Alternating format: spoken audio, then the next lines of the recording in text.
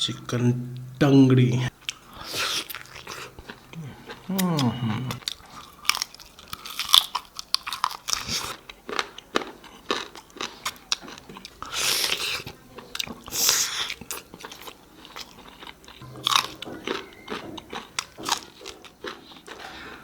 नमस्ते साथीहरु, हिमाली फूडीमा यहाँहरुलाई स्वागत छ।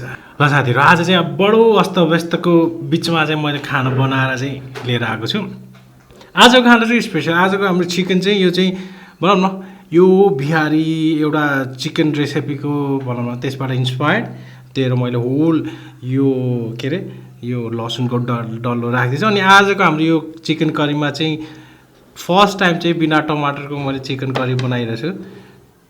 लौजा के बत्ती पो गइदिरा फेरि कस्तो बत्ती गइदिरा ठ्याक्कै खाने बेलामा ठ्याक्कै दिनभरि मान्छेहरू घटर गुटर गर्दा बत्ती गर्न अहिले पो बत्ती जान्छ। ल साथीहरु है, दिनभरि यताउता गऱ्यो है, डह्रो भोक लागेको छ हैन।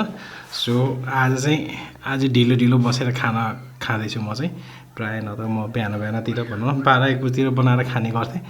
ल साथीहरु, अब देरी नगरौँ हैन, बत्ती जुगाड गरेँ मैले यता। यो चाहिँ फर्स्ट टाइम मैले बिना टमाटरको चाहिँ ग्रेभी बनाएको छु। ल यो चाहिँ हाम्रो भनौँ बिहारी स्टाइल, यूपी बिहारी स्टाइलको चिकन ग्रेभी। यता स्मेल त दामी छ, मजाले गरम मसला यताउता ल्वाङ सुक्न सबै मिलाइदिएछ। अनि साथीहरु अर्को स्पेशल म बिर्सिरहेँ। अर्को स्पेशल हाम्रो यहाँ चाहिँ टोफुको अचार छ। टोफुलाई चाहिँ मैले होला फ्राई गरेर हैन, त्यो सोया ससको बेसमा अमिलो यताउता मिलाएर खुर्सानी, लसुन खुर्सानी, अदुवा आलु हालेर त्यसलाई भिजाएर हल्का त्यस्तो बनाउन कोसिस गरेको छु। यस्तो यो अस्ति नै लिएर आइराखेको, अनि अब फेरि डेट एक्सपायर हुन लाग्थ्यो फेरि हैन, त्यो एक्सपायर हुनुभन्दा पहिल्यै खाइदिउँ भनेर। र साथीहरु म सुरु गरेँ।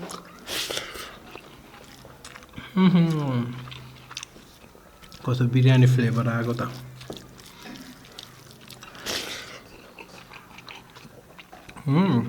ग्रेभी मजा भयो। हेरमा यो कस्तो भयो।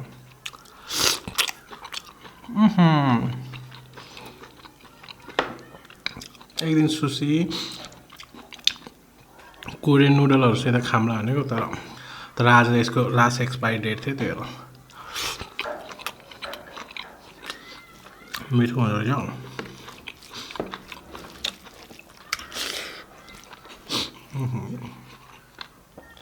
डह्रो भोक लाग्छ। ओहो, चिकन टंगड़ी।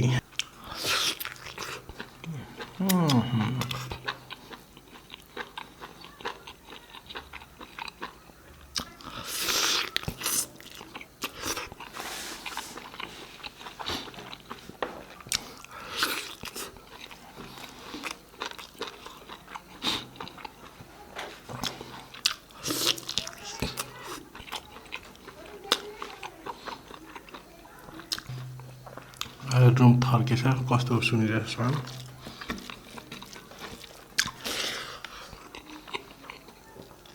तर बिना टमाटर पनि राम्रै हुँदो रहेछ।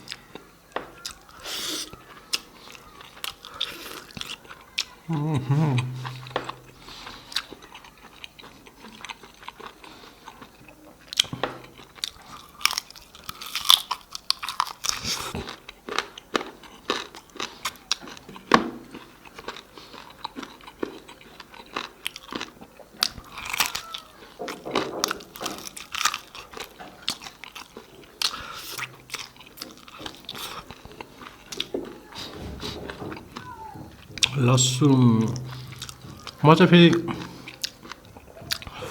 लसुनको फ्यान हो।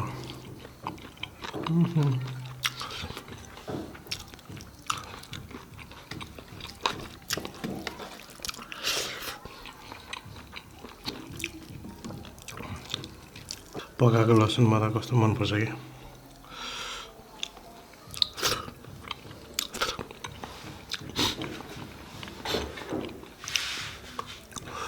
ओहो, पिरो भएछ। पिरो भनेर त मैले त फेरि खुर्सानी लिएर आउनै बिर्सेँ। खुर्सानी ल्याम्ला भनेको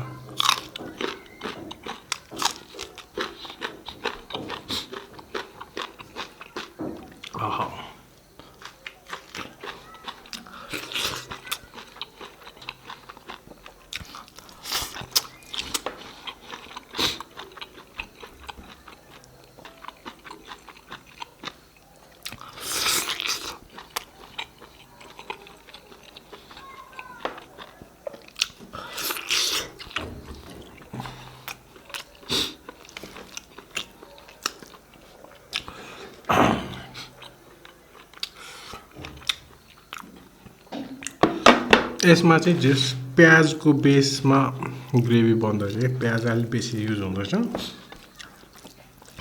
ग्रेभी नै लतत्त बनेछ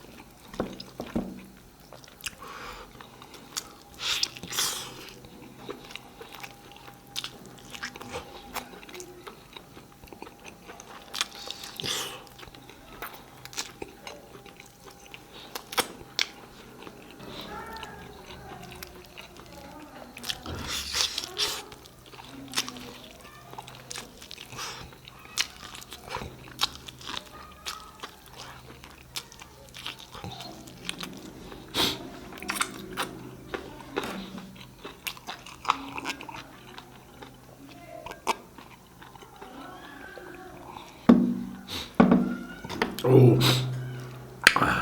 टन्न भोक लागेको बेला झन् पेट कस्तो फुल भयो जस्तो फिल हुने झन् धेरै बट अलिकति खानु फुल भयो जस्तो फिल लागिरहेको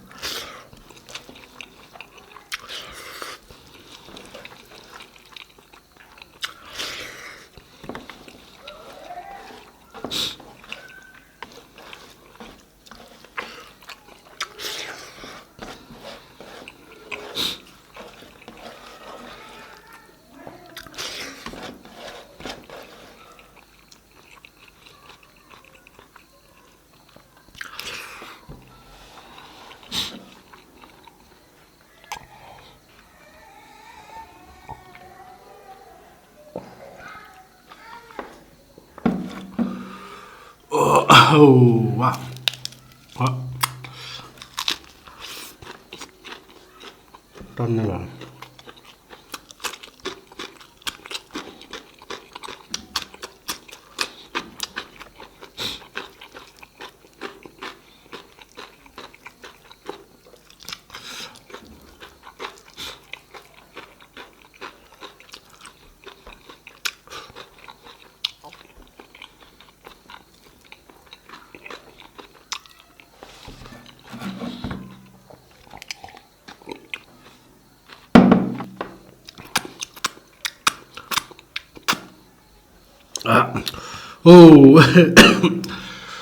आज कस्तो पेट डुम्म फिल भएर ल ठिक छ ल हजुर हामी यति नै गरौँ है आज खाना अलि ढिलो ढिलो भयो अलिकति ढिलो खाएको भएर है कस्तो पेट डुम्म भइरहेछ ठिक छ प्लिज हाम्रो भिडियोलाई लाइक सेयर सब्सक्राइब गरिदिनु होला फेरि अर्को भिडियोमा भेटौँला